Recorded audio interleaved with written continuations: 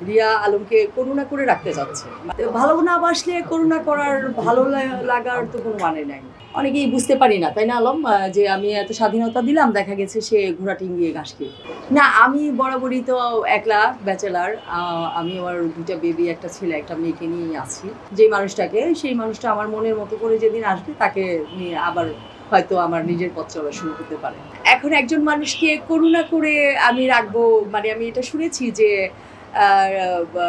রিয়া আলমকে করুণা করে রাখতে চাচ্ছে। মানে ভালো বাসবে না, কিন্তু তার ভালো না বাসলে করুণা করার ভালো লাগার তো কোনো মানে নাই। সফট কর্নার থাকতে হবে, একজন মানুষের প্রতি একটা কিক থাকতে হবে না। আর তাছাড়া ফিলিংসটা যদি, মনের ফিলিংসটা যদি না থাকে, তাহলে তাকে আমি করুণা করে রেখে দিয়ে লাভ কি? তার প্রতি আমার মনের ফিলিংস থাকতে হবে। এই ব্যাপারে তো জানি না, এটা যাওয়াটা ঠিক না অ্যাকচুয়ালি।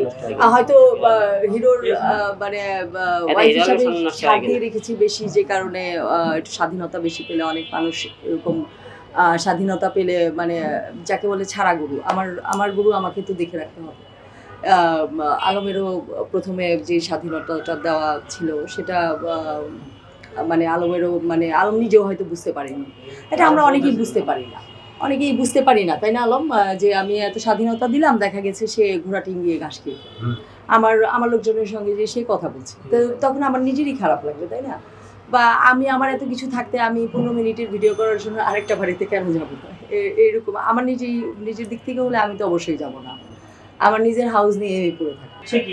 অবশ্যই, কারণ হিরো আলমের সঙ্গে যে ভিডিওগুলো, সেই ভিডিওগুলোতে যেই সিন, যেই শর্ট, ওর যে গ্ল্যামার, স্লো মোশন কাটিংগুলো যেভাবে লাগানো হয়ে, মানে সেট করা হয়েছে, এই ভিডিও তো আর কোথাওই পাওয়া যাবে না। আমি নিজেও আলমকে বলেছি যে ওর মতো রিলসগুলো মানে আমরাও তৈরি করব। আমি একদিন মুহিনকে বলেছি ওর কাজে যে আমরাও তৈরি করব। তো সেই হিসাবে আমি যেখানে আরেকটা ঘরে গিয়ে কাজ করতে পারছি না, ওখানে আমি দাঁড়াতে পারছি না, বা আমার গ্ল্যামারই দেখা যাচ্ছে না, তো সেখানে তো কাজ করার মানেই নেই। আমি বর্তমানে এই তো সবই পার হয়ে যাচ্ছে, সংসার, ধর্মঘট, আবার বাচ্চাদের ফাইনাল পরীক্ষা সামনে, এবার তো নিউ 10 এসএসসি পরীক্ষা সামনে। আবার আমি নিজের কাজ নিয়ে একটু ব্যস্ত, ইউটিউব চ্যানেল, ফেসবুক, ইউটিউব, এগুলো আবার অফিস করছি। একটা চ্যানেলের সঙ্গে আছি, তাছাড়া এই তো প্যানেল নিয়েই আছি। আর আমি তো সিনিয়র এডিটর হিসেবে সব জায়গায় মানে ফ্রিল্যান্সে কাজ করি, তো একটু কাজ নিয়েই ব্যস্ততার ভিতরে আছি। না, আমি বরাবরই তো একলা ব্যাচেলার। আমি আমার ২ টা বেবি, একটা ছেলে, একটা মেয়েকে নিয়েই আছি। সংসার জীবনে আমি এখন মানে আমার বাচ্চাদের নিয়ে আমি সংসারে আছি, সংসার জীবনেই আছি। জাস্ট আমার হাজব্যান্ড এখনো মনের মতো, আমি যাকে আর কি মনের মতো করে সাজিয়েছি, যে মানুষটাকে, সেই মানুষটা আমার মনের মতো করে যেদিন আসবে তাকে নিয়ে আবার হয়তো আমার নিজের পথ চলা শুরু করতে পারে।